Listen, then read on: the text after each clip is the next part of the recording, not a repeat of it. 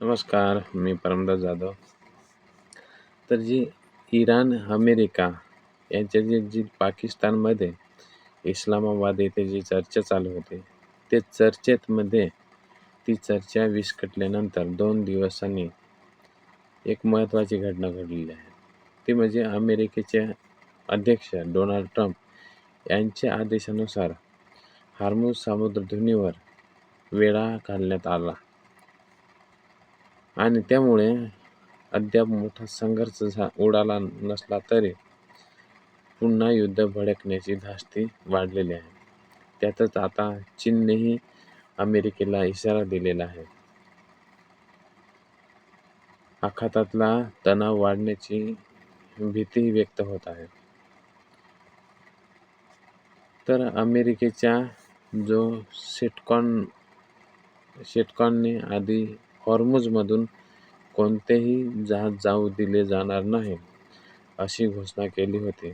मात्र नंतर इराणच्या बंदराकडे जाणारे किंवा तिथून निघणारे जी जहाजं अडवली जातील असे स्पष्ट करण्यात आले.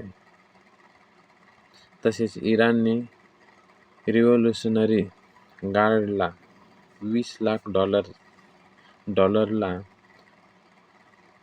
देऊन जाणाऱ्या जहाजावरही कारवाई केली जाईल असा इशारा अमेरिकेतून देण्यात आलेला आहे.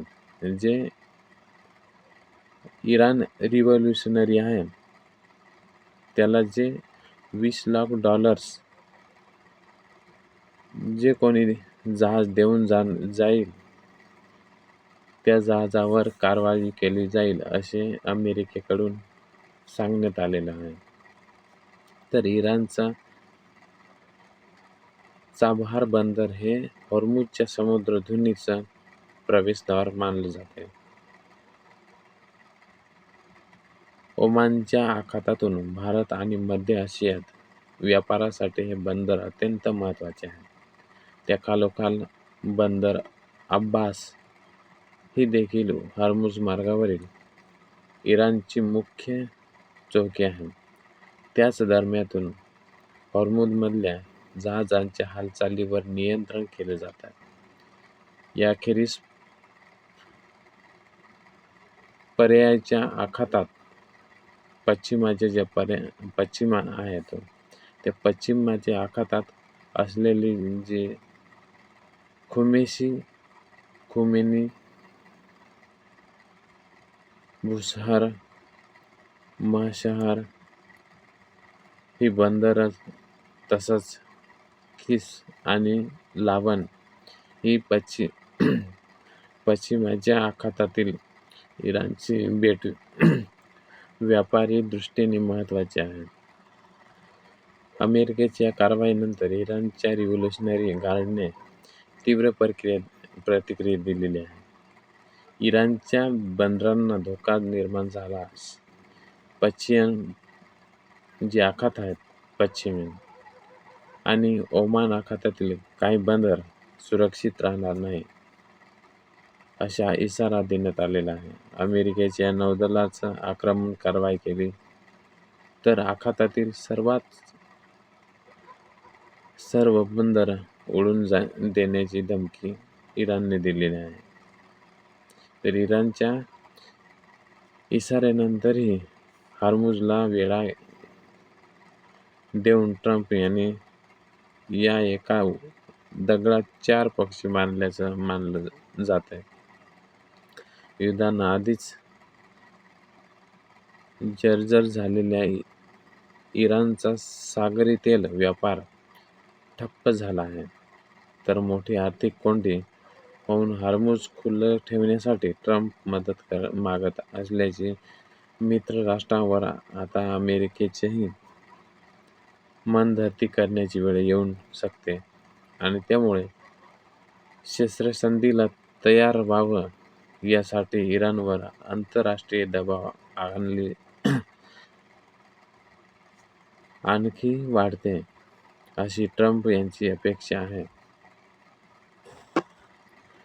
ट्रम्प यांचं सर्वात महत्त्वाचं टार्गेट आहे चीन.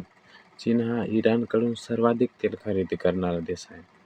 या ब्लॉकेडमध्ये चीनचा पुरवठा प्रभावित होण्याची शक्यता आहे. हा धोका लक्षात आल्यामुळे चीननं प्रथमच अमेरिकेला थेट धमकी दिलेली आहे. आमची जहाज आणि टँकर हॉर्मुझमधून येत जात राहतील. इराणसोबत आमचा व्यापार आणि ऊर्जा करार आहे. हॉर्मुझमध्ये आमची जहाजे अडवू नका, अशा शब्दात चीनने अमेरिकेला इशारा दिलेला आहे. तर असं असतानाही वेढा सुरू झाल्यानंतर चीननं रिच टेरी हे जहाज अमेरिकेच्या नौदलानं उडवलं.